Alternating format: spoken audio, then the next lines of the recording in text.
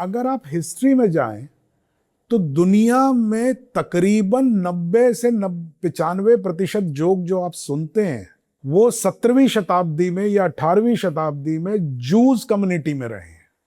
जीवन में कितना भी दुख हो, मैं सॉरी थोड़ा सा टाइम लूंगा, मैं बिल्कुल जरा बिल्कुल सा मैं आपको हाँ, बताता हूँ। इसके पीछे हाँ, बहुत please। बड़ी वो है। हाँ सर।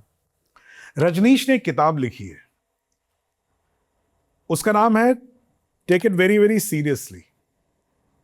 ये किताब अध्यात्म के ऊपर नहीं है, ये इकलौती किताब है जो रजनीश की मैंने खरीदी थी और पढ़ी थी। मैं अध्यात्म की किताबें नहीं पढ़ता हूं। तो वो किताब जो थी, वो किताब जो है वो it's a collection of 5000 jokes. Okay. क्योंकि उनके डिसाइपल्स जो थे वो दुनिया भर से थे, जर्मनी से थे, अर्जेंटीना से थे, स्पेन से थे, अफ्रीका से थे, सब जगह से थे। तो ये सब लोग आते थे तो अपने साथ साथ उनकी जो जोक्स होते थे वो लाते थे। ठीक है। तो उसके प्रीफेस में एक बड़ी कमाल की बात है, और ये जीवन के बारे में, और इससे मेरे ख्याल से आपको मेरा नजरिया समझ में आएगा। उन्होंने प्रीफेस में लिखा कि साहब मैं दिल्ली में और दिल्ली के नॉर्थ के इलाके में जब एक जोक सुनता हूं तो ज्यादातर उस जोक्स में जो किरदार होता है वो सरदार होता है। सरदारों के ऊपर बहुत जोक थे, है ना। कल फिर मैं पाकिस्तान जाता हूं तो मुझे सेम जोक सुनाई पड़ता है, लेकिन किरदार सरदार की जगह पठान हो जाता है। वो पठानों के ऊपर जोक बनाते हैं, लेकिन सेम जोक है, कहानी सेम है, लेकिन किरदार जो है पठान हो गया। कहना इंटरेस्टिंग बात यह है कि ब्रिटेन में भी वो जोक जो है वो एग्जिस्ट करता है, सेम कहानी लेकिन कैरेक्टर आयरिश हो जाता है। और सेम जोक अमेरिका में सुनाई पड़ता है, सेम कहानी सेम जोक, लेकिन वो कैरेक्टर टैक्सन हो जाता है, टेक्सास का हो जाता है। तो उसने कहा बड़ी इंटरेस्टिंग चीज है कि ये सारे जोक्स एक हैं, जोक एक ही है, कैरेक्टर हम अपने परिवेश के हिसाब से बदल लेते हैं, है ना। हम जिस पे हंसना चाहते हैं हम उसको उसका मुख्य किरदार बना देते हैं। कहते हैं लेकिन सोचने वाली बात यह है कि अगर भाई ये सब जगह एक ही जोक चल रहा है तो ये ओरिजिनली लिखा किसने?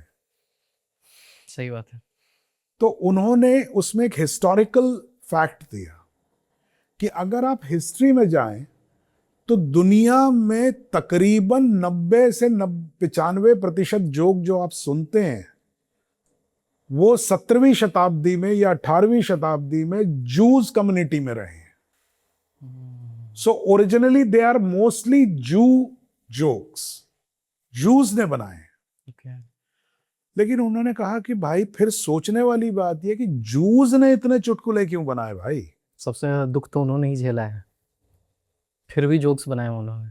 यही बात है, पॉइंट यही है। उसका कंक्लूजन उन्होंने ये दिया, because you have gone through so much of problem that अगर आप हंसेंगे नहीं तो आप मर जाएंगे।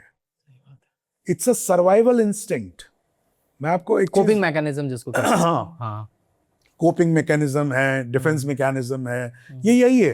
देखो मैं तुम्हें एक सच्चाई बताऊं जी। मेरे पास सब कुछ होगा ना,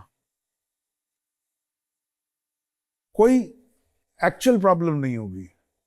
तुम मुझसे मिलोगे, पूछोगे क्या हाल है सर, भाई यार ठीक है, बस चल रहा है यार लाइफ, ऐसे बोलूंगा। मेरे साथ एक्चुअल प्रॉब्लम होगी ना, तुम बोलोगे और क्या हाल चाल है, हाँ अब तो भाई सभी बढ़िया है। आप ऐसे एक्सप्रेशन आपका ऐसे हो जाता है, because then you start laughing at it. This is one of the reasons if you very carefully think. Thank you for watching this full clip, और मैं आपसे वादा करता हूं कि इसका फुल पॉडकास्ट भी देख के आपको काफी मजा आने वाला है। Link in the description.